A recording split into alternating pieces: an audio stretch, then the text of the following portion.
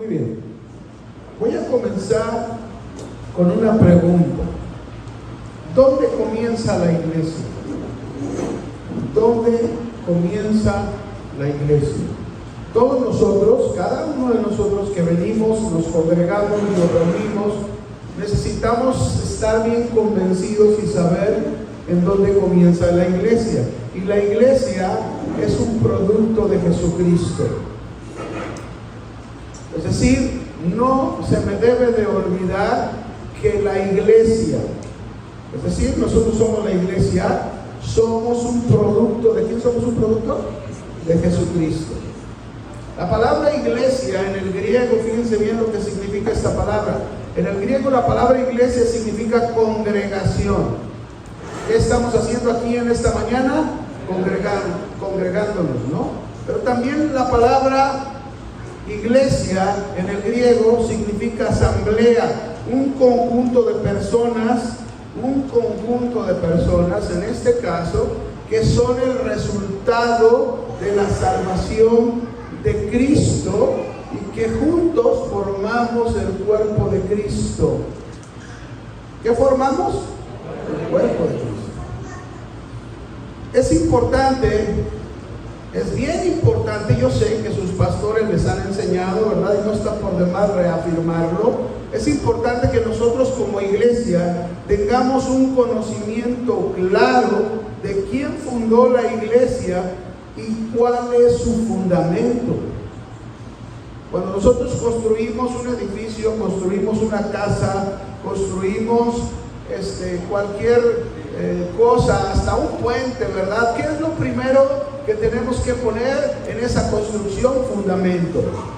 Si no hay fundamento, es muy fácil que se caiga. Entonces, la iglesia tiene que entender quién la levantó, pero también quién es su fundamento. Y somos un producto de Cristo, pero también Cristo es nuestro fundamento. Ahora, ¿por qué tenemos que entender esto que le estoy hablando? Porque mire, es bien común, yo estoy seguro que es bien común que todos nosotros alguna vez entramos a internet.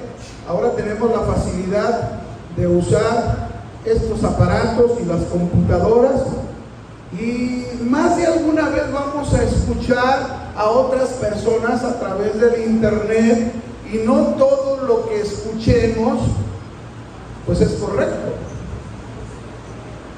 Por eso es importante saber, porque si yo como iglesia llego a saberlo, entonces estoy creciendo y voy a evitar que alguien me engañe o alguien me desvíe de la verdad. Entonces, conocer todo esto, quién la fundó y quién es su fundamento, tiene un propósito. ¿Cuál es el propósito? Que no le demos a la iglesia cualquier manejo. Porque es la esposa futura de Cristo. No le podemos dar cualquier manejo. No podemos manosear a la iglesia de Jesucristo. ¿De quién es? Es decir, todas las iglesias, porque ese es el orden que Dios establece en su palabra, tienen pastores que son los administradores de la iglesia. Pero no somos los pastores los fundadores de la iglesia. No es decir, vamos a la iglesia del pastor fulano. No es su iglesia, es la iglesia de Jesucristo. Los pastores somos solamente administradores. Amén. Y los pastores no podemos manosear la iglesia como muchos lo hacen el día de hoy. Pablo dijo en Hechos capítulo 20, verso 28, Hechos 20, 28, vamos ahí a ver lo que dijo Pablo. Por tanto, mirad por vosotros, es decir, vigilen por ustedes, líderes, y por todo el rebaño de las iglesias que estaban encargados, que el Espíritu Santo os ha puesto por obispos, para apacentar la iglesia ¿de quién? Del Señor, la cual Él ganó por su propia sangre. A Cristo le costó su propia sangre para levantar su iglesia. No cualquier precio, un precio muy alto. De manera entonces que la iglesia es un producto de la obra de Jesucristo. ¿Sí? Y la única manera entonces en que una iglesia va a cumplir el propósito de Dios, y en este caso crecer, la única manera es precisamente por medio de su palabra.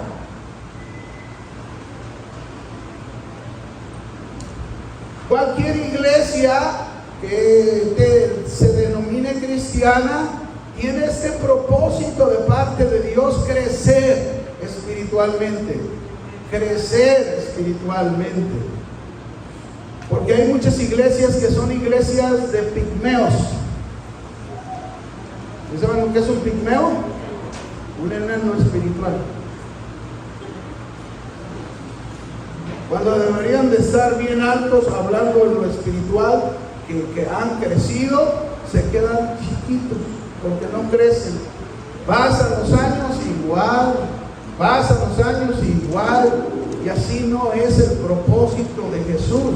El propósito de Jesús es que la iglesia sea edificada y crezca.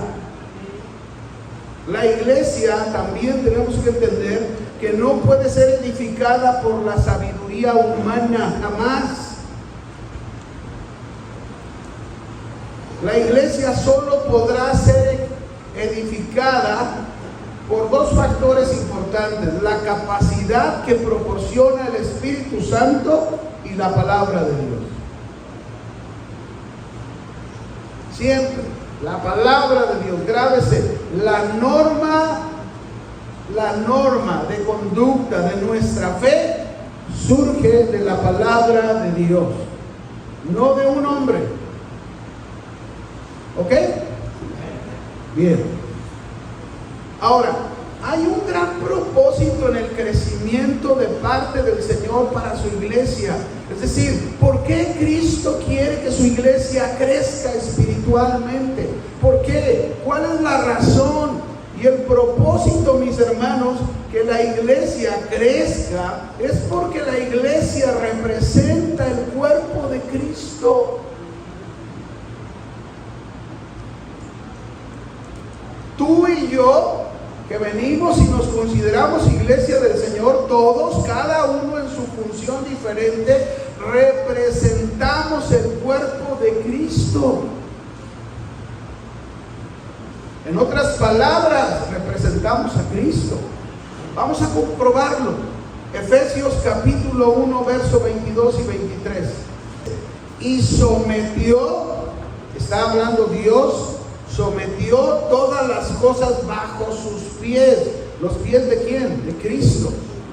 Y le dio por cabeza sobre todas las cosas a la iglesia, la cual es su, ¿qué es? Su cuerpo. ¿Quién es la cabeza del cuerpo? Cristo. ¿Y quién es el cuerpo de Cristo aquí representativo en la tierra? La iglesia. La plenitud de aquel que todo lo llena en todo. Efesios 5:23. Nuevamente, Efesios capítulo 5, versículo 23.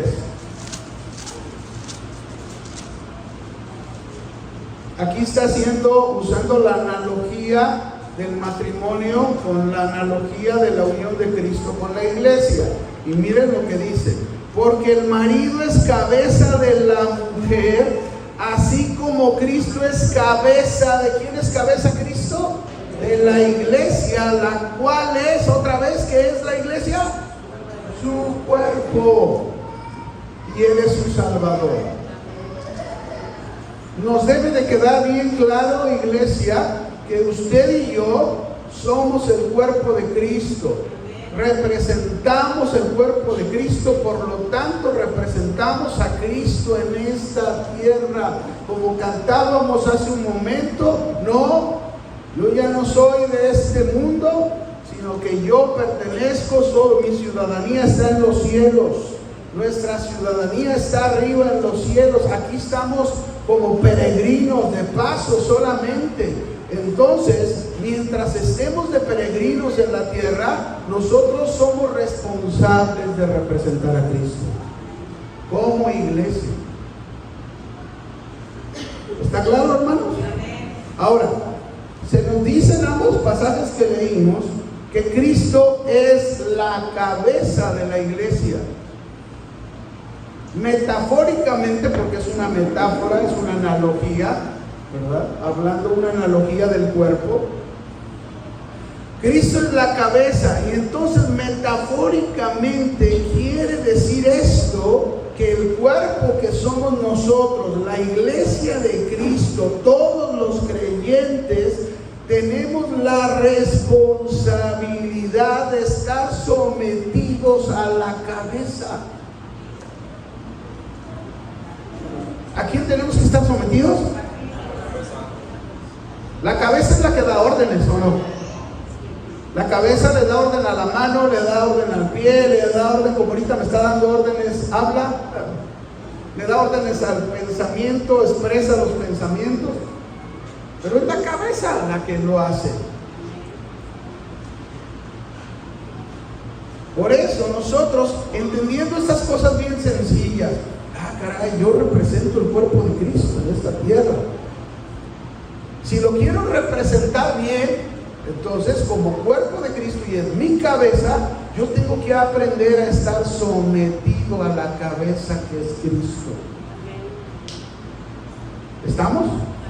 Así funciona el cristianismo. Si el cristiano no se somete a la cabeza como la mujer no se somete a su cabeza, pues no vamos a experimentar realmente lo que es ser un hijo de Dios. La manera en que lo vamos a lograr es aprendiendo a someternos a Cristo. Póngale esa palabra, aprendiendo. Porque nadie nace ya aprendido, hay que aprenderlo. ¿Qué pasa a un cuerpo sin cabeza? ¿Qué pasa? No funciona. No funciona, un cuerpo sin cabeza no funciona. Yo me acuerdo cuando mi mamá, hace muchos años,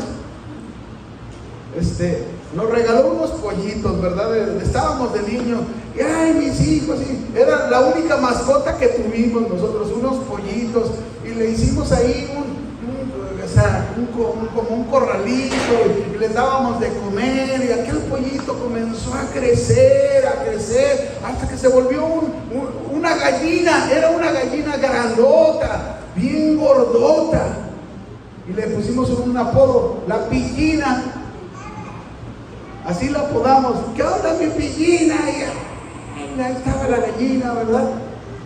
Entonces un día a mi mamá se le ocurrió, porque no había comida, agarrar a la pillina, y pues usted sabe cómo las matan, ¿verdad?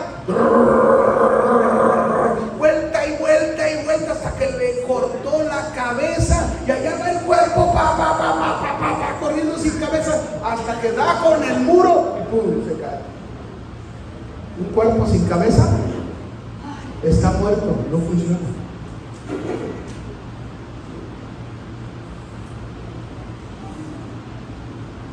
Por eso, si somos el cuerpo de Cristo, necesitamos estar unidos y sujetos, sometidos, escuchando y obedeciendo a la cabeza que es Cristo, para poder crecer.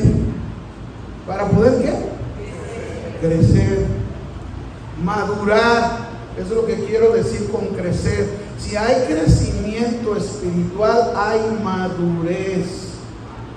Hay madurez en todos los sentidos. Por eso los dos textos de inicio, uno decía, crezcamos en todo, siguiendo la verdad del amor. Crezcamos en ¿qué? A ver, vamos a aplicar lo que nos quieren decir los versículos, porque si no, no tiene sentido. ¿Qué quiere decir con que crezcamos en todo? Por ejemplo, si yo me voy a mi trabajo Y tengo mis compañeros ahí, ¿verdad? Y tengo una compañera que es bien volada. Le gusta usar siempre sus minifaldas. Y ahí está, hasta luego me lo cierre. Oh, todavía tengo pene. ¿Eres cristiano? ¿O no eres cristiano? ¿O eres de esos que dicen, ¿a quién le dan pastillón? No. Si eres un hijo de Dios y eres el cuerpo representativo de Cristo, ¿sabes qué vas a hacer? Te vas a poner un muro. No quiere decir que no le hables, pero ella va a entender que ese muro hasta aquí vas a llegar. A mí me encantó una vez de un hermano cristiano que tenía una cuenta en el banco. No sé si les conté una vez ya esta ilustración, porque es una ilustración que queda, que fue una realidad. Este hermano fue al banco, tenía una cuenta en el banco y llegaba con la ejecutiva que lo atendía del banco y ella, estaba ahí, qué hora, y le gustaba, y él era casado. Y él iba a lo que iba, ¿no? Entonces, una de las ocasiones, y se lo digo porque alguien que trabajaba junto a esa joven, que era alguien muy cercano a nosotros, que trabajaba en el banco, nos dijo que ella había dicho un día, después que había pasado todo, dijo, no, ella nos dijo a todas, ustedes van a ver cómo va a caer en mis brazos. Así dijo la chapa esta, la ejecutiva. Y ahí estaba y vino otra vez y de plano en una de las tantas veces que fue a atender su cuenta, le dice la muchacha, le dice, ay, cómo quisiera tener una salida con usted. Y él se le quedó viendo y le dijo, mira, ¿ves este anillo? Yo soy casado, amo a mi esposa con todo mi corazón y jamás la cambiaría por nadie. Te equivocaste de hombre y te voy a decir algo más. Arrepiéntete de tus pensamientos, no vuelvas a pensar así. Te equivocaste de hombre. Busca a Dios, porque lo que estás haciendo te puede llevar al infierno por toda la eternidad de tu vida. Imagínense, con qué guante le dieron, ¿no? Y qué lección. Digo, wow, ese es el cuerpo de Cristo. Así es. Estoy poniendo un ejemplo de crezcamos en todo. Todas las áreas de nuestra vida deben crecer. No se puede quedar una área de nuestra vida sin crecer, porque nos va a causar problemas. Si una área de tu vida no trabajas para crecer, porque eres parte del cuerpo de Cristo, esa área en tu vida te va a traer muchos dolores de cabeza. Por eso tenemos que aprender a escuchar y obedecer para someternos a la cabeza y crecer, madurar, para que podamos realmente representarlo. A mí me da tristeza, fíjense, me da tristeza porque yo puedo acordarme, y seguro a muchos de ustedes les ha pasado, seguro.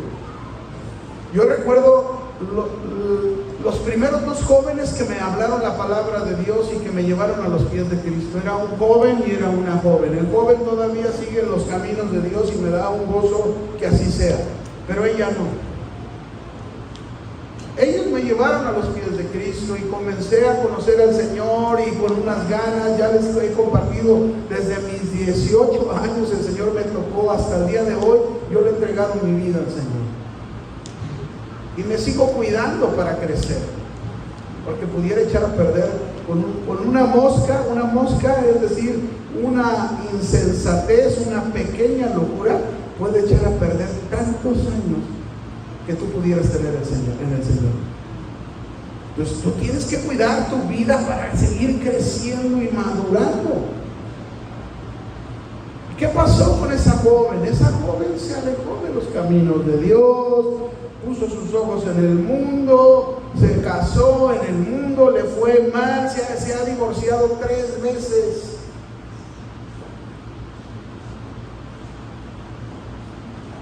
Híjole, y yo la veo, ¿qué pasó? Ella me habló a mí de Cristo. ¿Cuántos de ustedes a lo mejor les ha pasado? Ya no viene el que me trajo a la iglesia, ya no viene la persona que me habló del Señor. Y bueno, eso no nos debe de desanimar para seguir adelante, ¿no? Al contrario, está uno agradecido. Señor, gracias que un día usaste a esta joven y a este joven para llevarme al Señor. Gracias. Yo espero que un día tú puedas tocar y puedas regresar a esa mujer a tus caminos y pueda continuar en ese largo camino hasta tu venida. Pero somos el cuerpo de Cristo, necesitamos crecer. Si no crecemos, nos va a ganar el mundo. Si no crecemos, está el mundo, mis hermanos, allá afuera. Cada vez que pasa la vida, el mundo se vuelve más loco y estamos viendo cosas más terribles en el mundo. Y si no estamos creciendo, si no estamos madurando como iglesia, cualquier bolita que pase en nuestra vida del mundo nos va a alejar del Señor.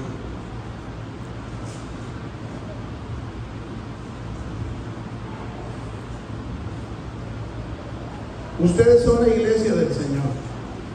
Y como iglesia, nosotros, mi esposa y yo, y Casa de Oración, deseamos que ustedes cumplan los propósitos de Dios en este lugar, en esta zona de nuestro país, hasta que el Señor regrese.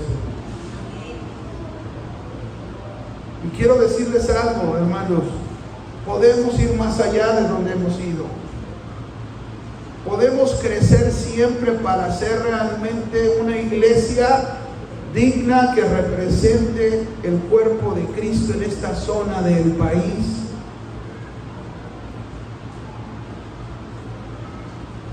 Pero si tú solamente vienes porque te agrada oír el mensaje, qué bonito, ¿verdad? Es como la palabra, pero no te comprometes con Él, no con el que habla, con Él.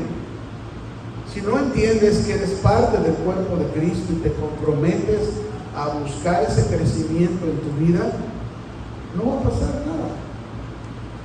Vas a ser alguien como en todas las iglesias entran, claro, en una iglesia más chica se nota, ¿no? Yo, por ejemplo, en la iglesia después de la pandemia, híjole, un montón de gente que ya no veo. Muchísima, porque es una iglesia grande allá en Guadalajara. Pero en una iglesia chica se nota más cuando alguien no viene, ¿no? Yo veo muchas caras que hace un año no vi, por ejemplo, y veo muchas caras nuevas que hace un año no llegué a ver. Muchos que vi, no los veo hoy, muchos que hoy veo, digo, me da gusto. Pero necesitan como iglesia crecer, madurar, afirmarse. Es bien importante. Así que vamos a aprender, voy a tratar que el tiempo me ajuste, pero voy a tratar de hablarles de 4 claves para crecer como iglesia. El ministerio de Jesús, mis hermanos, el ministerio de Jesús fue relativamente corto. Él duró 3 años en la tierra, su ministerio. Desde sus 30 años hasta sus 33 años consistió su ministerio, y él venía con un propósito definido que Dios el Padre, Dios el Espíritu Santo y Dios el Hijo lo habían determinado en la eternidad, que él vendría, sería hombre y moriría en una cruz a sus 33 años. Y él sabía que tenía corto su ministerio, por eso él a sus discípulos les habló y los trató de preparar para que ellos, como el cuerpo de Cristo, continuaran la obra. Miren, ya han pasado más de 2000 años y la iglesia tiene que seguir esta tarea.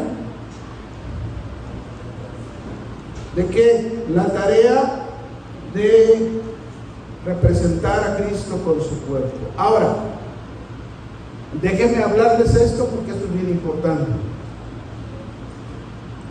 Si Cristo se iba a ir, lógico, él tenía que preparar personas que fueran maduras, que que fueran firmes, que estuvieran fuertes para que enseñaran a otros y discipularan a otros. Entonces Cristo lo pensó.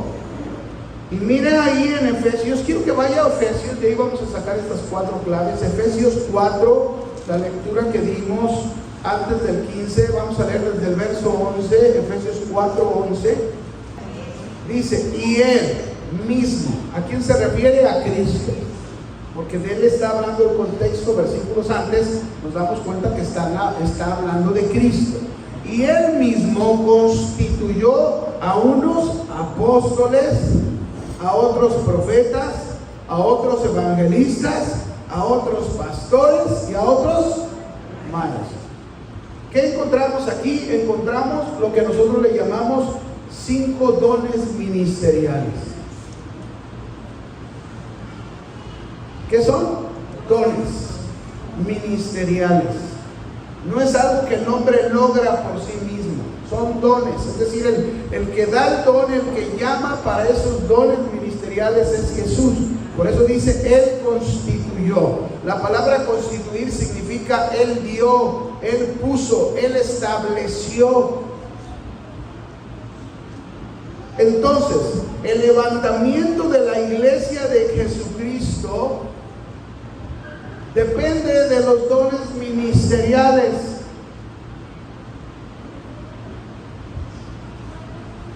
Depende de hombres que Dios llama al ministerio para hacer esa función.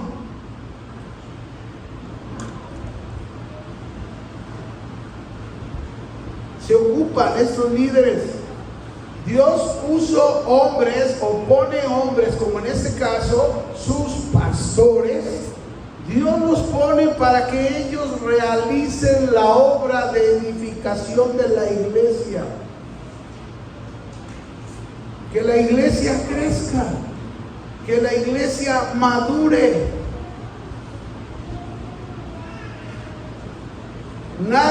No hay nadie que se deba de poner por sí mismo. Aquí no funciona así. Aquí no es ir a una academia y terminé la academia y saco el título de pastor, de profeta, de apóstol, de evangelista. No, aquí no es así. Nosotros en el Instituto Bíblico, yo soy el director del Instituto Bíblico de Casa de Oración Guadalajara, y siempre les decimos, no porque estudies en el Instituto Bíblico, eso te hace ser un pastor, o te hace ser un líder, o te hace ser cualquiera de esos ministerios. No, porque los ministerios los da el Señor Jesucristo, son dones, Él es el que llama. ¿Queda claro? O sea, no, y hay gente que piensa así, estudia y cree que ya estudié. Bueno, es muy diferente que estudien para que se preparen, y es diferente que estudiaron, se prepararon. Nosotros, por ejemplo, fíjense, el tiempo que se lleva en el instituto, porque es como cualquier instituto, en lo natural, en lo secular. Por ejemplo, los 3 niveles que tenemos, las personas que cursan el Instituto Bíblico, lo terminan en 5 años. Como si fuera una carrera. Es completamente gratis. No se cobra, porque no debemos cobrar. Lo que recibimos de gracia lo damos. Ahora, nosotros como parte del instituto, por ejemplo, yo como director, claro que tengo propósitos en el instituto. Que se logren cosas en la vida de los estudiantes, el primer nivel, el segundo nivel, el tercer nivel. Claro que hay propósitos, y ahí es donde entra precisamente el trabajo de edificar a la iglesia, de prepararlos para que crezcan, para que maduren, y para que cuando vayan a algún lugar a servir, a lo mejor uno sintió y dijo, ay, el Señor me llama a ayudar a fulano que está en Reynosa, y voy a ir, Dios me va a abrir puertas y voy a ir a servir ahí, y va a venir a servir. Es un ejemplo, no estoy diciendo que así sea, como ustedes están aquí para que lo entiendan. Entonces viene y sirve, y en su servicio, lo que aprendió en la escuela bíblica, lo tiene que poner en práctica en su servicio.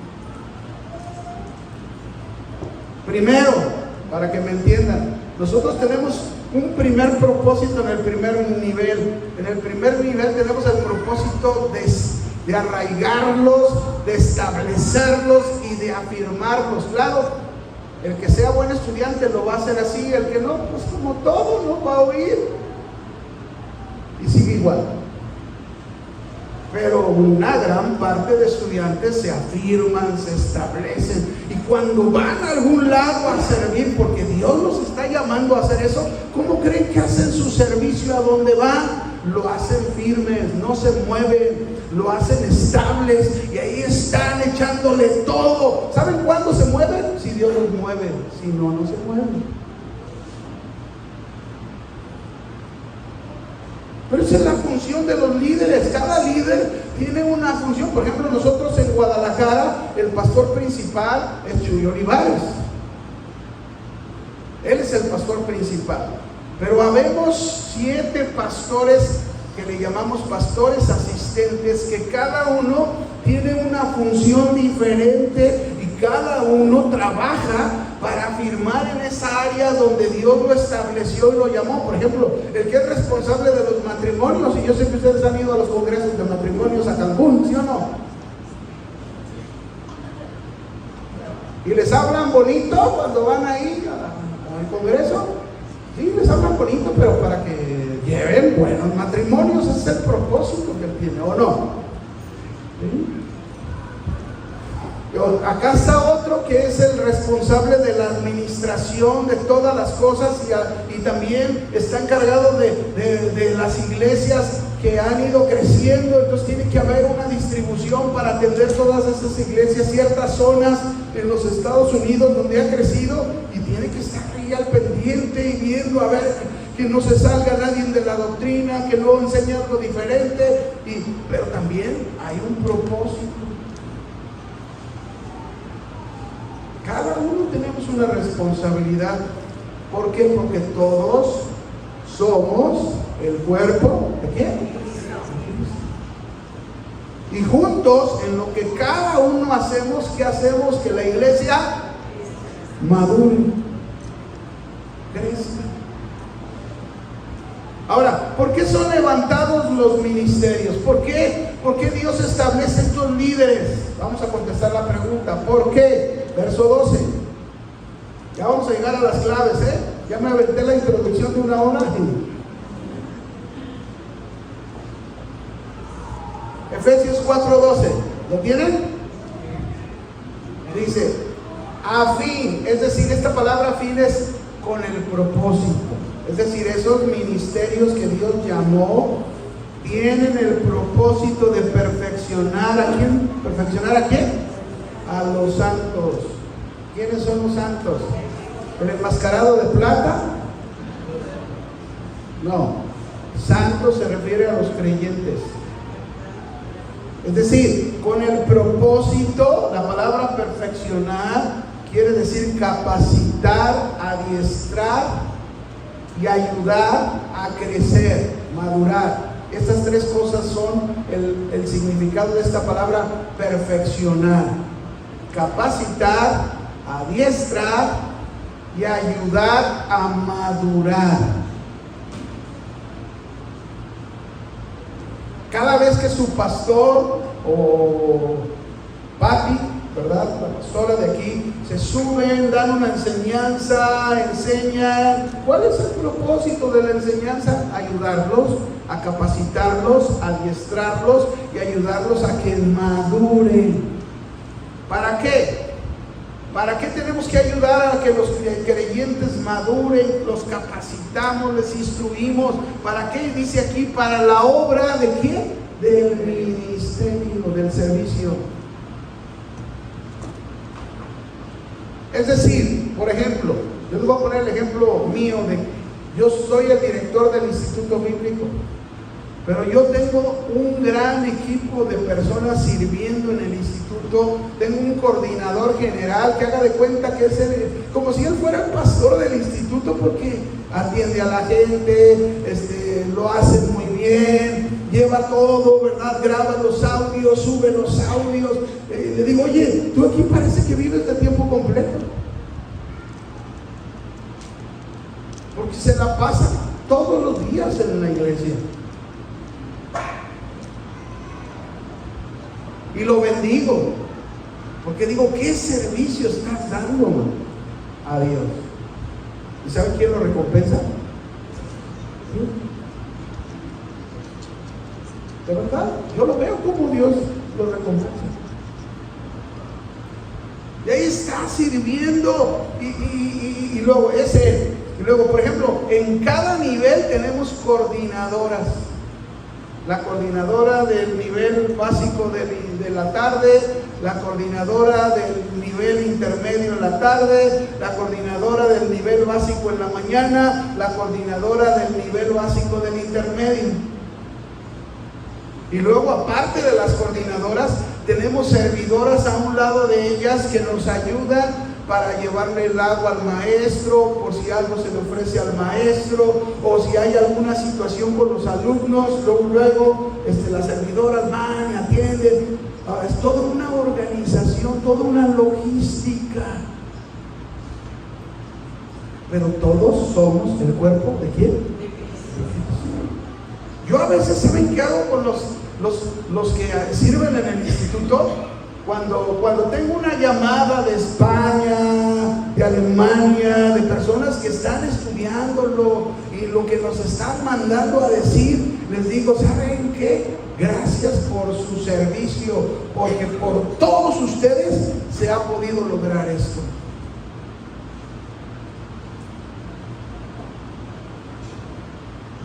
No es solo por los maestros. Es una parte importante lo que enseñamos, pero no es solo por nosotros, es porque hay un cuerpo de personas que han aprendido a madurar, a crecer, a capacitarse, a adiestrarse para que realicen la obra del servicio en la iglesia. Y esa obra del servicio en la iglesia que realizan, dice ahí, para la edificación del cuerpo de Cristo. ¿Quién es el cuerpo de Cristo? La iglesia. Es decir, ese servicio que ellos prestan, todos los que nos involucramos en eso, al final de cuentas resulte para ayudar a edificar al cuerpo, a la iglesia de Cristo. Y edificar, mis hermanos, nada más les pongo estas palabras que son similares, ¿verdad? Crecer, madurar, edificar, tienen que ver con lo mismo.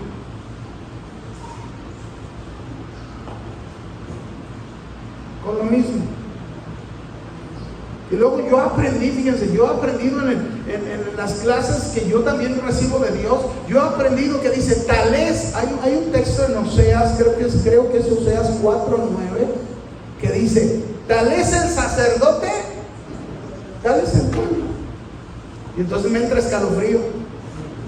Fíjense, yo no soy el pastor general de la iglesia, pero del instituto ahí estoy pastoreando. Y entonces digo, híjole, qué responsabilidad que desde el coordinador general hasta cada una de las coordinadoras en los niveles diferentes y los servidores y la secretaria del instituto que ya sí está de tiempo completo en el instituto, todos tengamos el mismo sentir que Dios ha puesto en mi corazón.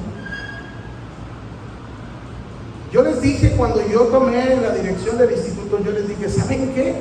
Dios puso en mi corazón que el plan o el propósito a lograr es crear hambre por la palabra de Dios.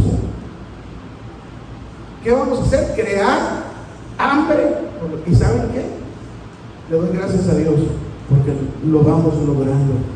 Vamos viendo cómo la gente tiene hambre. Tratamos de no truncar a aquel que tiene hambre por la palabra de Dios y buscamos la manera para que estudie, para que no deje de hacerlo y se meta a la palabra de Dios. Y el mayor gozo es verlo cómo va cambiando.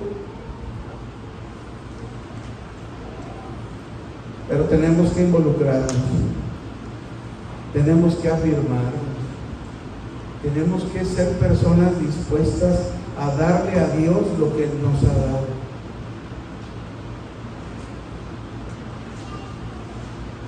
Perfeccionar a los santos. Ese perfeccionar a los santos, mis hermanos, claro que conlleva la idea de enseñarles a que sean fuertes cuando van a enfrentar pruebas, cuando enfrentan situaciones difíciles, porque también nosotros los que estamos al frente las pasamos. A veces la gente piensa que los que estamos acá al frente y hablamos no pasamos por situaciones difíciles. A veces así se cree. Ni siquiera se imaginan, pero tampoco estamos para contarles, no, mire, yo estoy pasando, porque no es así. Esa es la verdad. ¿Saben con quién tenemos que ir a decirle lo que estamos viviendo, lo que estamos pasando? Con mi cabeza. ¿Con quién? Con la cabeza. Con él. Vamos, Señor, ayúdame. Mire, yo estoy así, me siento así, pero no quiero que los hermanos se desanimen por verme. Ayúdame. Y ahí agarras la energía, la fuerza, el poder y la fortaleza en el Señor para venir y pararte y otra vez hablar. Imagínense ustedes que un pastor, un líder, esté comunicando todo lo de su vida. No, así no es, no funciona. Amén. Así que somos los primeros que tenemos que ser un ejemplo de que pasamos las pruebas en el Señor. Porque si nosotros pasamos las pruebas, podemos decirle a las ovejas, se puede. Se puede. Sí, es posible, pero si yo no paso las pruebas y yo me acobardo en medio de las pruebas, híjole, hasta vergüenza me daría pararme aquí y decirle sí se puede. Bien, ya quieren oír las claves, ¿verdad? Ya les dan las claves, ¿cuáles son las claves? Digo que hay 4, échale. Ahí van, las 4 claves. Ya entendimos, ¿verdad? ¿Quién fundó la iglesia? ¿Quién debe de ser el fundamento de la iglesia? Somos el cuerpo de Cristo, debemos ser representativos de su cuerpo, representarlo a Él como iglesia. Dios ha puesto gente, líderes que nos están instruyendo, pero nosotros tenemos que dejar que nos capaciten, nos adiestren para la obra del ministerio, para hacer bien el servicio a Dios, y en lo que cada uno puede y en lo que cada uno se involucra, hágalo con todo su corazón y de firmeza. Amén. Ahora, primer clave, Efesios 4:13. Aquí está la primer clave para crecer como iglesia.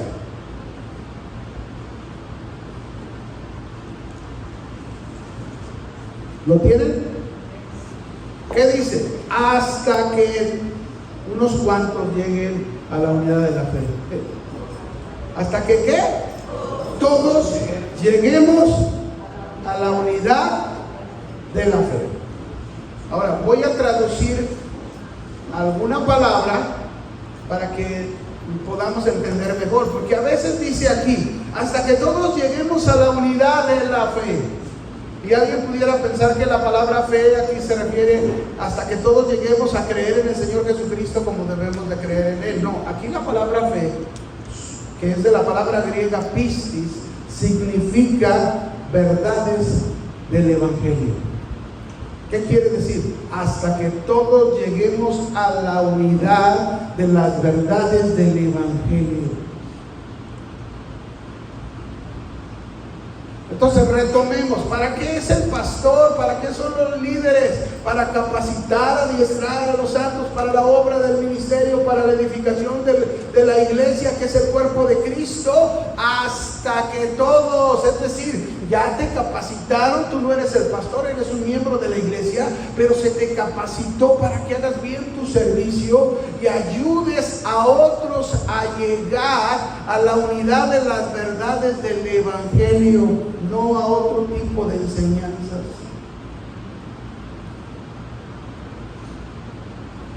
Por ejemplo, imagínense que en la iglesia, es un ejemplo, ¿verdad? Tengo un servidor en el instituto y luego le damos la oportunidad que se suba a dar un testimonio, ¿no? Ahí en una de las clases, danos tu testimonio. Y luego se sube y luego dice, hermanos, el Señor me ha dicho que yo tengo el poder para orar y sacar un alma del infierno y llevarla al cielo. No, pues entonces pego el grito en la azotea.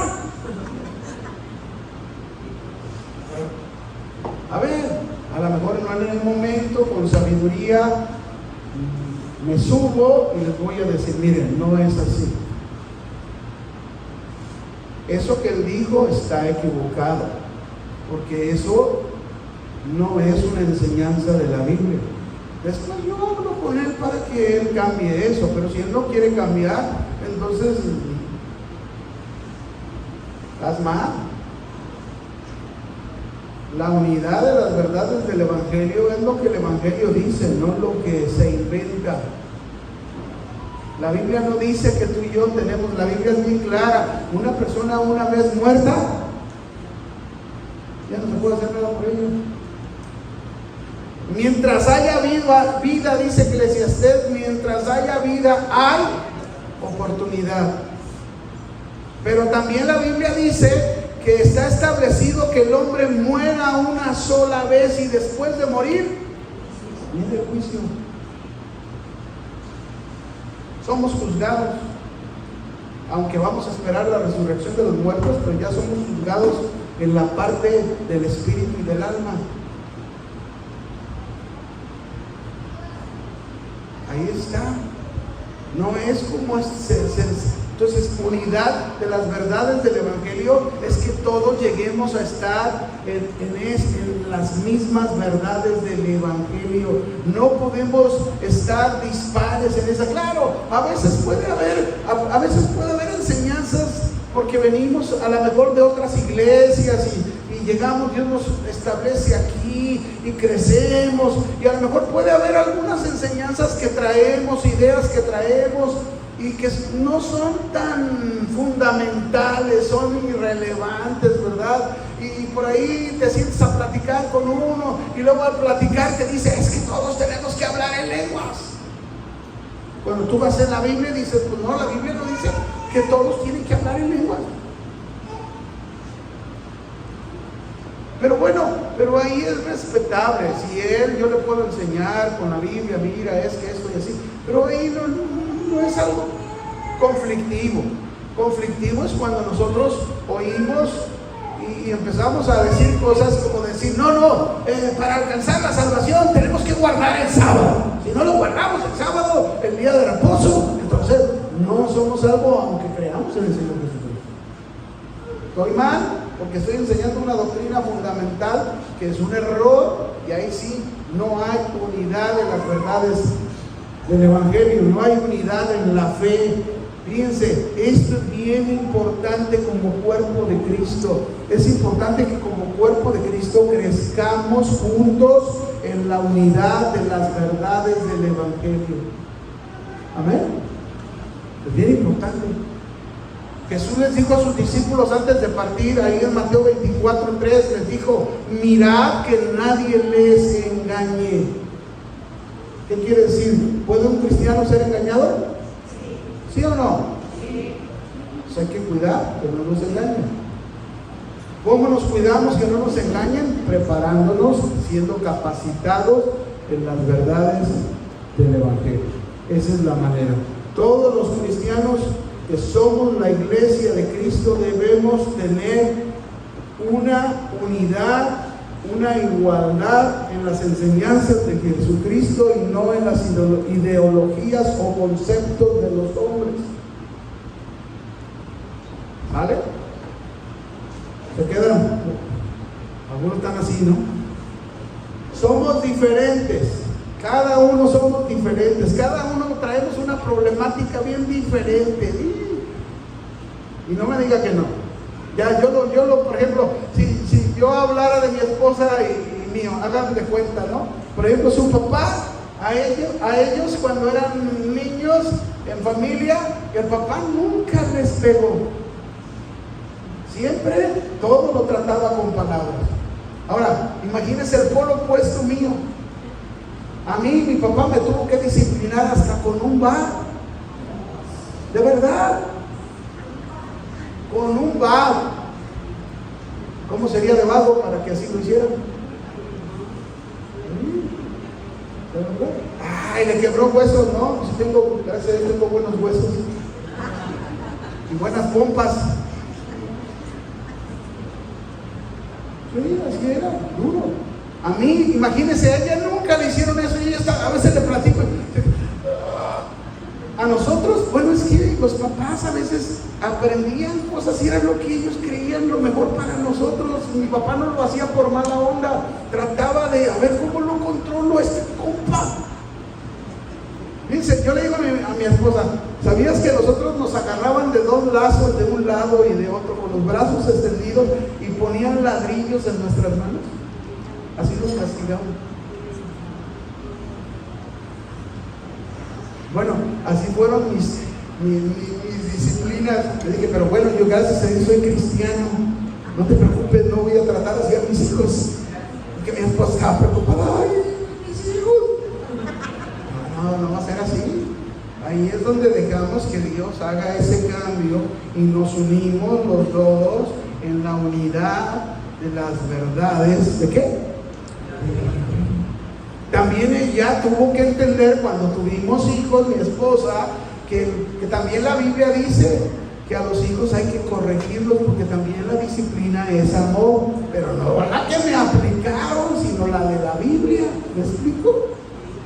Esa es la unidad. Entonces cada uno venimos diferentes, bien diferentes, ¿verdad? Por eso ahí está la esposa que quiere que el esposo sea igual que ella. Imposible. No se puede. ¿Por qué te aferras a eso? No se puede. O ahí está el esposo. Es que quieres ponerla como tú. No se puede. Los dos tienen que juntarse y tener una unidad de acuerdo a las verdades de qué. Y entonces hacen un matrimonio equilibrado de acuerdo a la necesidad de sus vidas. Porque cada hogar es bien diferente. Distinto. Espero estarme explicando, hermanos, lo más claro que yo pueda. Vamos a seguirle porque si no, aquí hay un montón de cosas que digo, no, vamos a seguirle, si no, ahí me voy a quedar. Vamos a la siguiente clave. Sí queda claro que debe de haber hasta que todos lleguemos a la unidad de las verdades del Evangelio. ¿Sí está claro? A ver, díganme. A ver si es cierto, Ya dijeron. Vamos al siguiente. Efesios capítulo 4, versículo 13. Sigue la otra parte. Hasta que todos lleguemos a la unidad de la fe, pero no termina el versículo ahí. Hay más ahí. La segunda. Vamos a agregarle ahí a la primera frase. Hasta que todos lleguemos. Esa es la frase. Hasta que todos lleguemos al conocimiento del Hijo de Dios.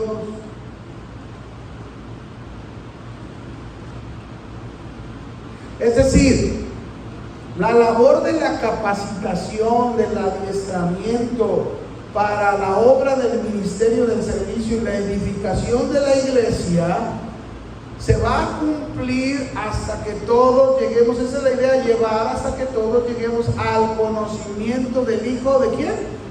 De Dios. Es decir, como miembros de la iglesia debemos aprender todo el conocimiento del Hijo de Dios, porque Cristo es el centro de toda la Biblia.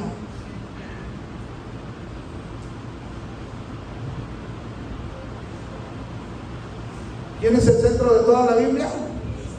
Entonces, si Cristo es el centro de toda la Biblia y la Biblia es la norma de conducta mía de cristiano, entonces ¿quién debe de ser el centro de toda mi vida?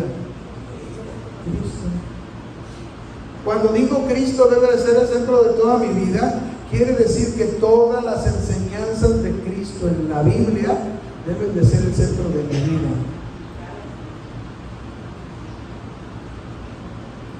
Todas las enseñanzas, y eso debo de aprender que toda mi vida gire alrededor de las enseñanzas de Cristo. Todo lo que haga debo aprender que gire alrededor de los principios de Cristo. Por ejemplo, ¿verdad? Yo tengo mi esposa, todo lo que yo haga en relación como esposo hacia ella debe girar en torno a los principios que Cristo me enseña en la Biblia con respecto cuanto a mi trato con mi esposa.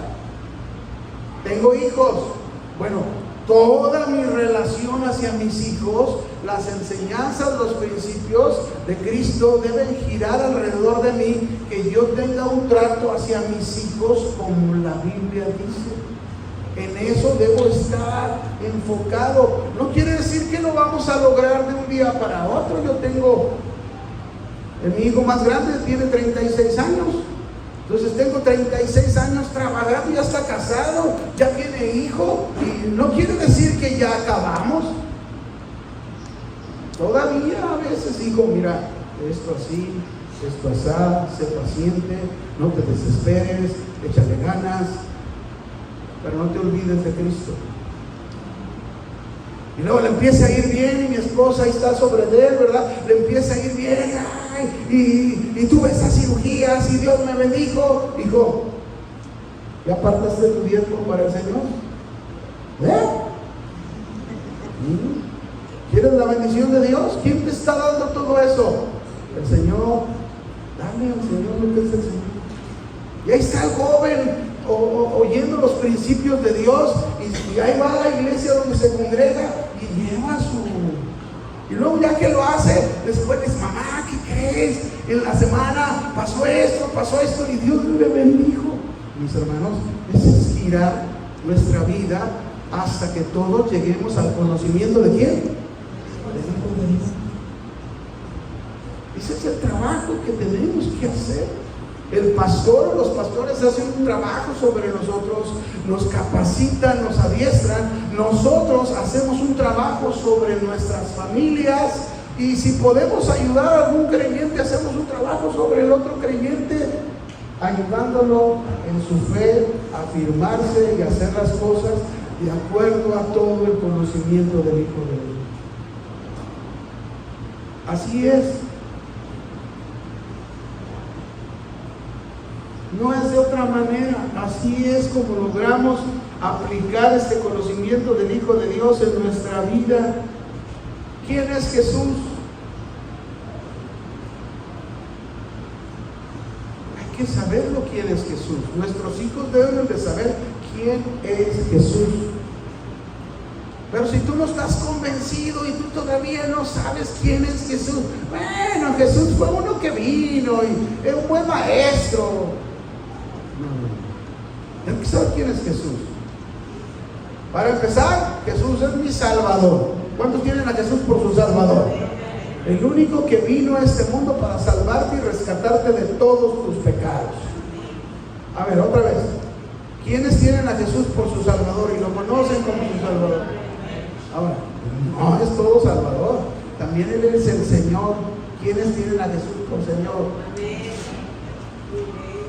Él dijo en Lucas 6:46, Él dijo, Él dijo, ¿por qué me llamas Señor, Señor y no haces lo que yo digo?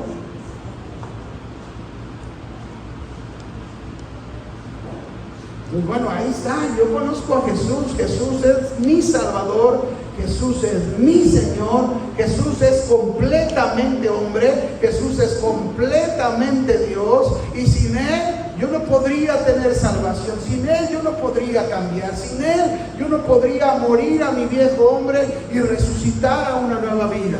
Yo necesito el conocimiento de Dios, porque el conocimiento de Dios, el conocimiento de Cristo me da precisamente las características para que mi vida gire alrededor o en torno de Cristo, de sus principios, de sus enseñanzas. Y si me digo cristiano, imagínense, ¿sabe lo que significa cristiano?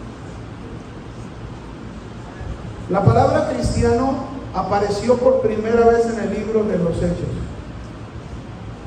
Cuando se les dijo, dice, y estos, ahí está, cristianos los llamaron. Ahora, ¿qué significa cristiano? Ser un cristito, alguien que representa a Cristo.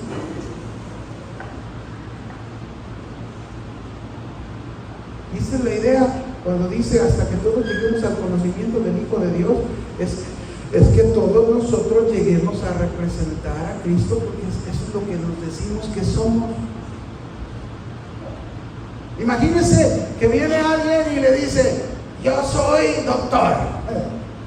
Imagínense, ¿no? Que alguien le dice: yo soy doctor, yo soy oncólogo, me especialicé en eso. Y luego tú un día en la noche vas pasando por un lugar donde ves mucha gente y luego, ay, caray, han de vender unos ricos tacos ahí, ¿no?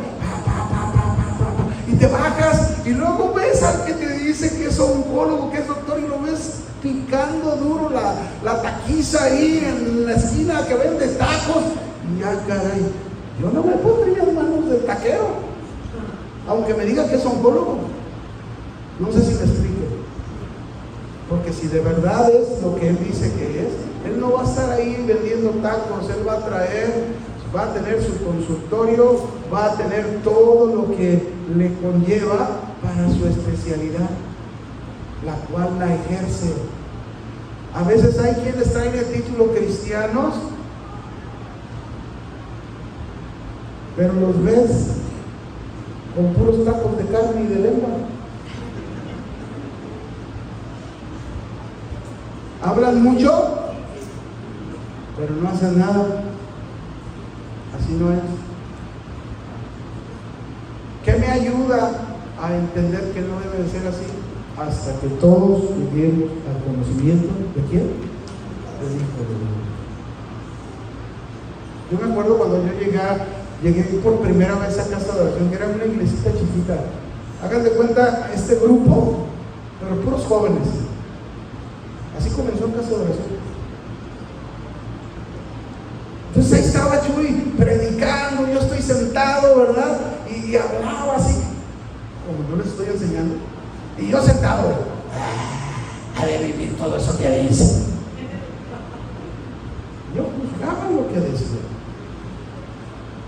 Pero luego después, cuando pasa el tiempo, cuando eres capacitado, cuando eres administrado para ejercer la obra del ministerio, para edificar a la iglesia, cuando eres enseñado en las verdades, en la unidad de las verdades del Evangelio y en el conocimiento del Hijo de Dios, vas madurando, vas creciendo y te das cuenta que es por esos mensajes precisamente que tu vida, la palabra de Dios, cumple el propósito por el cual Dios pone a un líder, a un pastor enfrente de ti para que puedas cambiar tu vida.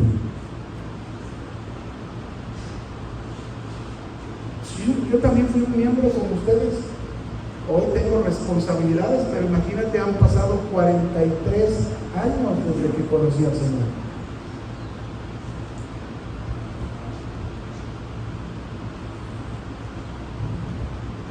Hasta que todos lleguemos al conocimiento del Hijo de Dios.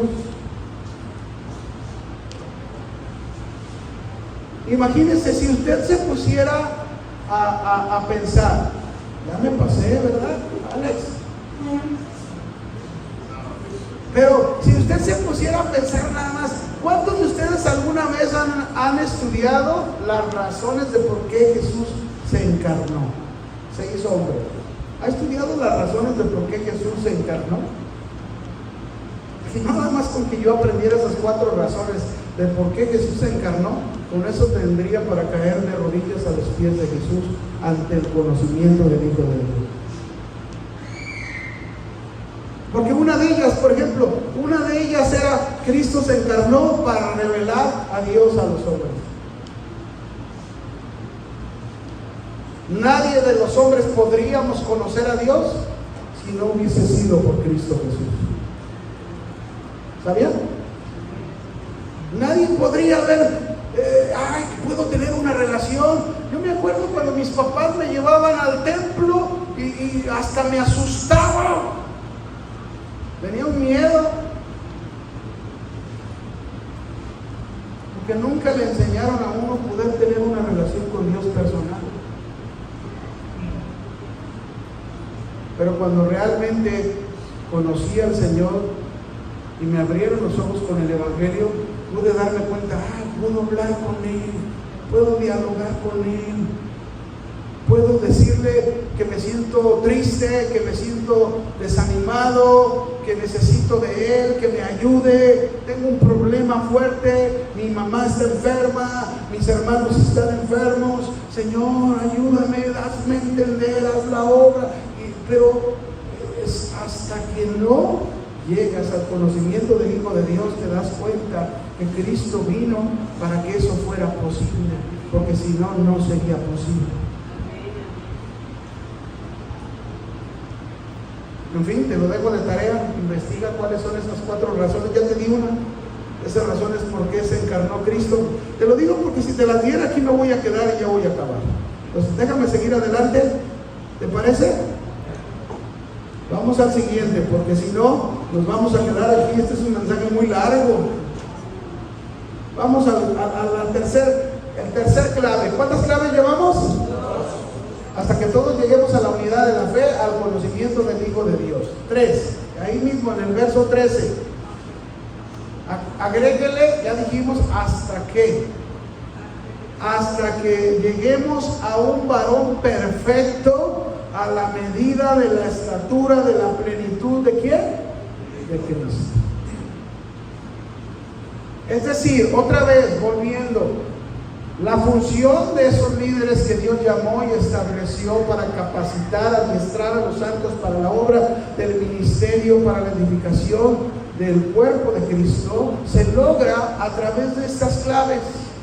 Es como crecemos en las verdades del Evangelio, en el conocimiento del Hijo de Dios. Pero en este tercer punto, el llegar a ser un varón perfecto. Esta palabra perfecto, cámbialo por maduro. Hasta llegar a ser un varón maduro a la medida. Es decir, ¿cuál es la medida que debemos los cristianos tener enfrente de nosotros para madurar? Hasta que lleguemos a la medida de la estatura de la plenitud de Cristo.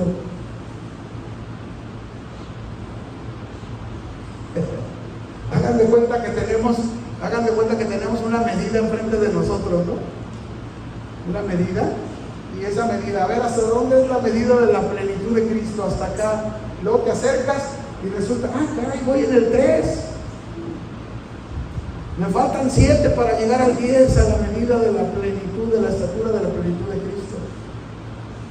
Y a lo mejor entre esos que te falta, de madurar como un varón maduro, para que seas un varón maduro. Aquí cuando habla, acuérdense que el uso de varón, se está refiriendo a los varones. No, aquí está haciendo alusión al cuerpo de Cristo. Es una analogía, ¿no? Es algo simbólico. Entonces, la palabra varón aquí se está refiriendo a todos los creyentes para que lleguemos a la medida de la estatura de Cristo en su carácter. ¿En su qué? Entonces, a ver, imagínate una medida enfrente de ti. A ver, imagínense, no crean que estoy haciendo brujería, no. Pero piensen en una medida enfrente de usted. Ahí tiene la medida, del 1 al 10. Ahí está la regla. Ahora, acércate a esa regla tú y dime en qué número te pareces al carácter de Cristo. Por favor, nada más piénsalo, no me contestes, pero en qué nivel te encuentras de esa estatura de Cristo. ¿Te pareces a Él? ¿Eres muy paciente como Cristo? ¿Eres muy amoroso con un amor incondicional como Cristo? ¿Eres gozoso que estés pasando lo que estés pasando como dice Cristo y por el gozo puesto delante de Él sufrió la cruz? ¿Esa es la medida? Eso es lo que se está refiriendo. La idea de ser capacitados, adiestrados, ser enseñados en todo esto es para que lleguemos a adquirir el carácter de Cristo en nuestras vidas. Esa es la meta principal de un cristiano. Si tú, cristiano, pasa el tiempo y no te pareces más a Cristo, algo no está bien. O no estás haciendo caso a las enseñanzas, o no estás obedeciendo, algo está funcionando mal, que no me estoy pareciendo. Fíjense bien, no quiere decir que luego llegues al 10, porque nadie vamos a llegar al 10 hasta que Cristo venga. Pero sí podemos. Estaba en el 2, pastor, ya voy en el 3. Gloria a Dios.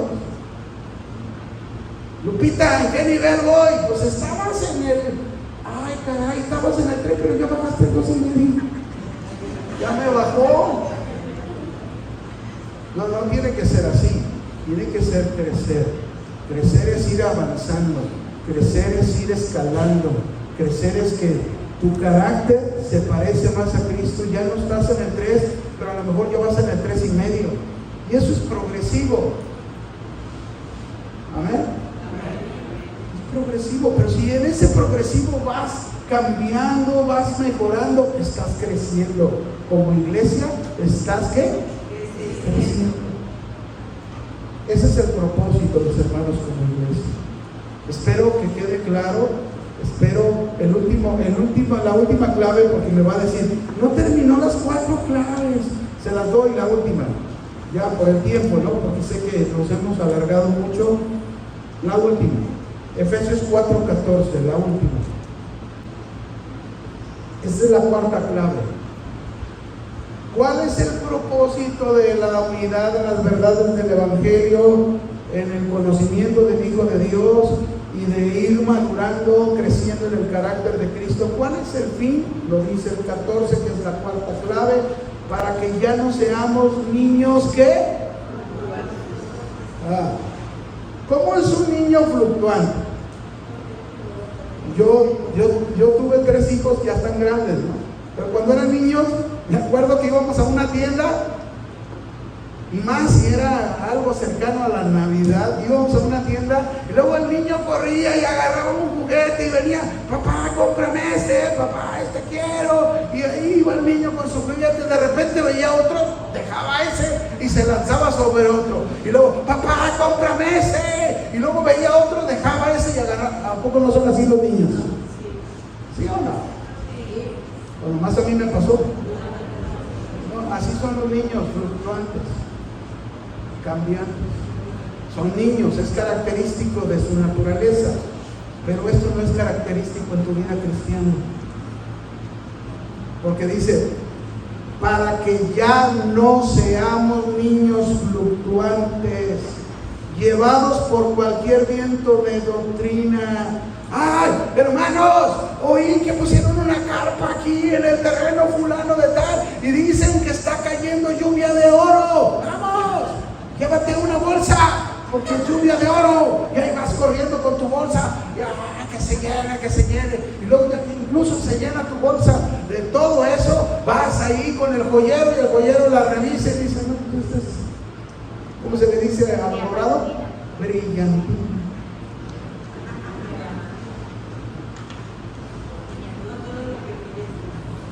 No seas niño fluctuante, no te dejes llevar por cosas que son superficiales.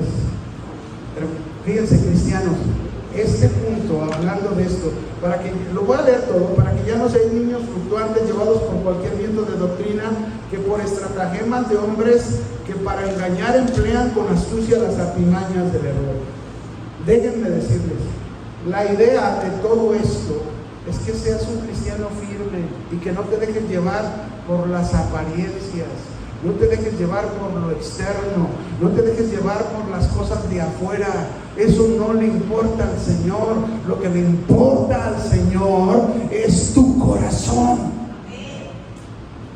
Amén. Eso es lo que le importa a Él.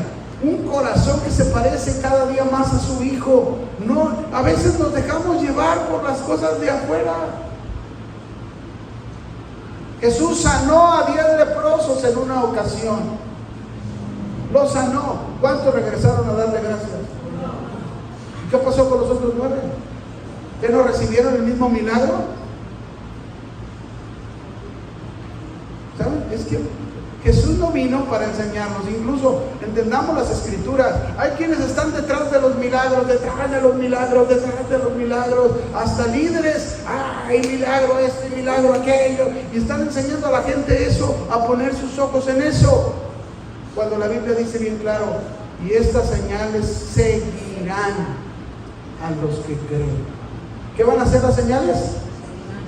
¿Qué quiere decir seguir? Que vienen detrás de ti, no que tú estás en busca de ellas. Seguirán detrás de ti estas señales. ¿Cuándo ha visto un cartero? ¿Cuándo ha visto un cartero? Bueno, ya no sé si los carteros sean igual ahora, ¿verdad? Pero antes los carteros en bici traían una macanota.